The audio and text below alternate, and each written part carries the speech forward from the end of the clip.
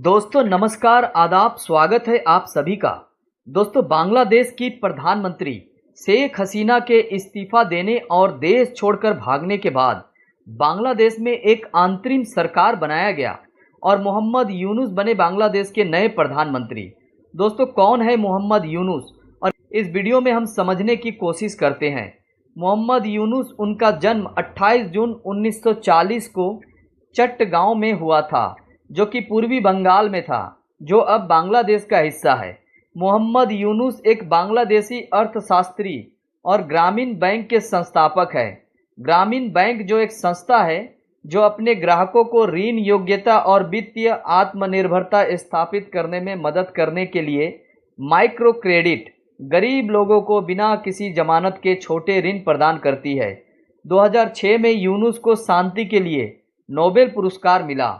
6 अगस्त 2024 को राष्ट्रव्यापी राजनीतिक अशांति और पूर्व प्रधानमंत्री शेख हसीना के इस्तीफे और पलायन के बाद यूनुस को बांग्लादेश में एक अंतरिम सरकार का नेतृत्व करने के लिए नियुक्त किया गया है।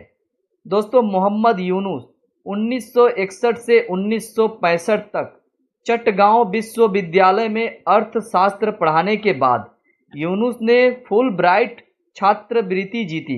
उन्होंने 1965 से 1972 तक वेंडरबिल्ट विश्वविद्यालय में अध्ययन और अध्यापन किया। 1969 में अर्थशास्त्र में पीएचडी की उपाधि प्राप्त की। वे 1972 में अर्थशास्त्र विभाग के प्रमुख के रूप में चट्टगांव विश्वविद्यालय लौट आए। 1974 में गरीबी की आर्थिक पहलुओं का अध्ययन करना शुरू किया, जब बांग्लादेश में अकाल पड़ा था। यूनुस ने छात्रों से खेतों में किसानों की सहायता करने को कहा, लेकिन वे इस निष्कर्ष पर पहुंचे कि केवल कृषि प्रशिक्षण से भूमिहीन गरीबों की बड़ी आबादी को लाभ नहीं होगा, जिनके पास कोई संपत्ति नहीं है। उनका मानना था कि इन लोगों को जिस चीज़ की ज़रूरत थी, धन तक पहुँच, जिससे वे छोटे व्यवसाय शुरू कर सके। पारंपरिक साहूकार अत्यधिक ब्याज वसूलते थे। 1976 में यूनुस ने सूक्ष्म ऋणों का एक कार्यक्रम शुरू किया, जो बांग्लादेश में गरीबी का सामना कर रहे लोगों की ज़रूरतों को पूरा करने के लिए बनाई गई एक ऋण प्रणाली थी। बांग्लादेश सरकार ने 1983 में ग्रामीण बैंक परियोजना को एक स्वतंत्र बैंक बना दिया। फरवरी 2007 में यूनुस ने बांग्लादेश की राजनीति में कदम रखा और नागरिक शक्ति नाम की राजनीतिक पार्टी बनाई और आगामी चुनाव लड़ने की अपनी मंशा की घोषणा की। उनकी ये घोषणा देश की दो प्रमुख पार्टियां अवामी लीग और बांग्लादेश नेशनल पार्टी के बीच आपातकाल और गंभीर संघर्ष के दौरान हुई। यूनुस ने वादा किया कि उनका आंदोलन सुशासन बहाल करने और भ्रष्टाचार को ख़त्म करने की कोशिश करेगा। हालांकि मई 2007 में यूनुस ने समर्थन की कमी का हवाला देते हुए पार्टी स्थापित करने के अपने प्रयासों को छोड़ दिया। 2010 में documentary film caught in micro debt की रिलीज के बाद यूनुस और ग्रामीण बैंक जांच के दायरे में आ गए। माइक्रो लोन की आलोचना करने के अलावा फिल्म में आरोप लगाया गया कि यूनुस और बैंक ने नाव द्वारा दान किए गए धन का दुरुपयोग किया है। हालांकि बाद में दोनों को नॉर्वेजियन अधिकारियों ने बरी कर दिया, लेकिन बांग्लादेश सरकार ने एक जांच शुरू की। 2011 में देश के केंद्रीय बैंक ने 60 वर्ष की अनिवार्य सेवानिवृत्ति आयु का हवाला देते हुए यूनुस को ग्रामीण बैंक के प्रबंधन निदेशक के पद से बर्खास्त कर दिया। यूनुस जो 2000 में 60 वर्ष के हो गए थे, उन्होंने तुरंत फैसले को कानूनी चुनौती दी। हालांकि बाद में बांग्लादेश की अदालतों ने उनके निष्कासन को बरकरार रखा। यूनुस ने कहा कि उनकी बर्खास्तगी राजनीति से प्रेरित थी और उनकी लंबे समय से प्रतिद्वंदी शेख हसीना द्वारा रची गई थी। यूनुस ने कई किताबें लिखी। उनके सम्मानों में बांग्लादेश का प्रतिष्ठित स्वतंत्र दिवस पुरस्कार, विश्व खाद्य पुरस्कार, संयुक्त राज्य अमेरिका 1994 में मिला और US presidential medal of freedom 2009 शामिल है। वे किंग हुसैन मानववादी पुरस्कार जॉर्डन 2000 के पहले प्राप्तकर्ता थे। जुलाई 2024 में बांग्लादेश में छात्र विरोध प्रदर्शन शुरू हो गया, जिसमें सिविल सेवा नौकरियों के लिए कोटा सिस्टम में बदलाव की मांग की गई। ये विरोध प्रदर्शन जल्द ही एक व्यापक सरकार विरोधी आंदोलन में बदल गया, जिसके कारण अगस्त की शुरुआत में शेख हसीना के इस्तीफे की मांग की गई। 5 अगस्त को बांग्लादेश के सेना प्रमुख वकर-उज़-ज़मान ने पुष्टि की कि हसीना ने इस्तीफा दे दिया है और घोषणा की कि जल्द ही एक अंतरिम सरकार का गठन किया जाएगा। हसीना देश छोड़कर भारत चली गई, जहां वे कथित तौर पर अस्थायी रूप से रह रही है। हसीना के जाने के बाद प्रमुख छात्र नेता नाहिद इस्लाम ने बांग्लादेशी संसद को भंग करने और यूनुस को अंतरिम सरकार का नेतृत्व करने की मांग की। राष्ट्रपति मोहम्मद शहाबुद्दीन ने 6 अगस्त को दोनों मांगों को स्वीकार कर लिया। यूनुस ने उसी दिन बाद में नियुक्ति स्वीकार कर ली।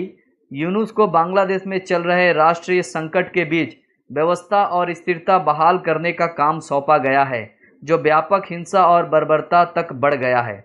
दोस्तों, 16 अगस्त 1971 में पाकिस्तान से अलग होकर एक स्वतंत्र देश बना बांग्लादेश, जिसकी 4096 किलोमीटर लंबी सीमा भारत से लगती है।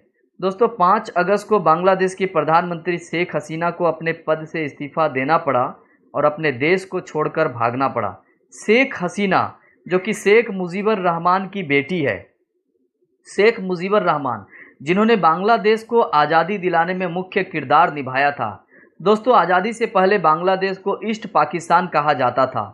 एक तरफ शेख मुजीबुर रहमान के लीडरशिप में लोग एक साथ होकर देश के आज़ादी के लिए संघर्ष किए, बलिदान दिए और देश को आज़ादी दिलाई, और दूसरी तरफ 15 साल तक प्रधानमंत्री रही शेख हसीना को देश छोड़कर भागना पड़ा।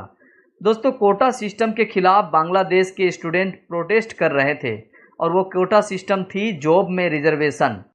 जब बांग्लादेश को आज़ादी मिली थी, तब बांग्लादेश के पहले राष्ट्रपति बने थे शेख मुजीबुर रहमान, और उन्होंने फ्रीडम फाइटर्स के लिए नौकरियों में 30% रिजर्वेशन रखा था। फ्रीडम फाइटर के लिए, फ्रीडम फाइटर जो बांग्लादेश की आज़ादी के लिए लड़े थे।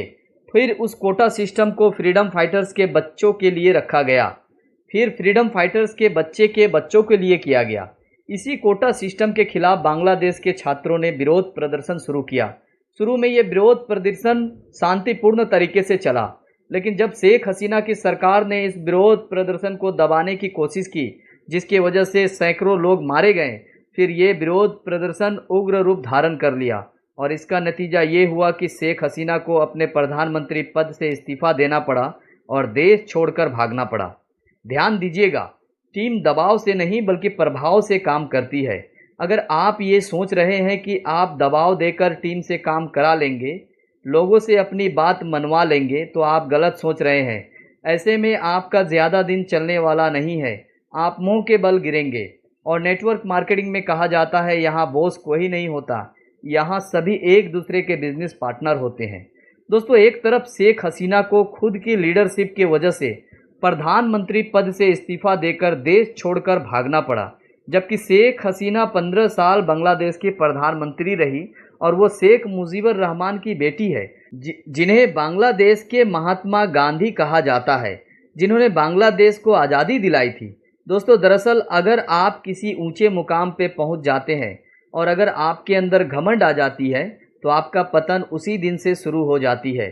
शेख हसीना के अंदर भी अहंकार आ गई थी। उन्हें लग रहा था वो जो कर रही है वही सही है, और वो अपनी बात ज़बरदस्ती जनता से मनवाना चाहती थी, और इसका नतीजा आपके सामने है। जो एक समय बांग्लादेश की सबसे पावरफुल व्यक्ति थी, उन्हें देश छोड़कर भागना पड़ा। कहते हैं ना, किसी को इतना भी मत डराओ कि उसका डर ही खत्म हो जाए। दूसरी तरफ मोहम्मद यूनुस की लीडरशिप, जिसकी वजह से उन्हें बांग्लादेश वापस बुलाकर बांग्लादेश के प्रधानमंत्री बनाया गया। दोस्तों, इसीलिए कहते हैं ना, लोग दबाव से नहीं बल्कि प्रभाव से काम करते हैं। एक तरफ शेख हसीना के दबाव के कारण लोग इतना उग्र हो गए कि शेख हसीना को प्रधानमंत्री पद से इस्तीफा देकर देश छोड़कर भागना पड़ा, और दूसरी तरफ मोहम्मद यूनुस के लीडरशिप से लोग इतना प्रभावित हुए कि उन्हें वापस बांग्लादेश बुलाकर प्रधानमंत्री बनाया गया। दोस्तों, हमेशा टीम प्रभाव से काम करती है, दबाव से कभी नहीं करती है। आप भी अपने अंदर लीडरशिप की ऐसी क्वालिटी डेवलप करें कि आपके प्रभाव से आपकी टीम काम करे, आपकी बात को माने। आप कभी भी टीम पे काम के लिए दबाव ना दें, बल्कि अपने आप को ऐसा लीडर बनाएं, अपने अंदर ऐसा लीडरशिप डेवलप करें कि आपके प्रभाव से ही आपकी टीम काम करे। दोस्तों, उम्मीद करता हूँ ये वीडियो आपको पसंद आई होगी और आप समझ पाए होंगे। दोस्तों, एक देश भी एक लीडरशिप से चलता है, एक संगठन भी एक लीडरशिप से चलता है, एक बिजनेस एम्पायर भी एक लीडरशिप ही खड़ी कर पाती है, और एक डायरेक्ट सेलिंग कंपनी भी एक लीडरशिप से चलता है, और एक बड़ी टीम और बड़ी नेटवर्क का निर्माण भी एक लीडरशिप से होता है। तो अपने अंदर अच्छे लीडरशिप क्वालिटी डेवलप करें, तभी आपके प्रभाव से आपकी टीम काम करेगी और तेज़ी से आगे बढ़ेगी। दोस्तों, उम्मीद करता हूँ ये वीडियो आपको पसंद आई होगी। वीडियो अगर आपको पसंद आई तो वीडियो को लाइक करें, शेयर करें।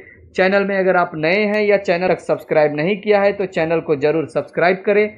मिलते हैं एक और शानदार वीडियो के साथ, तब तक अपना और अपने परिवार का ख्याल रखें। धन्यवाद।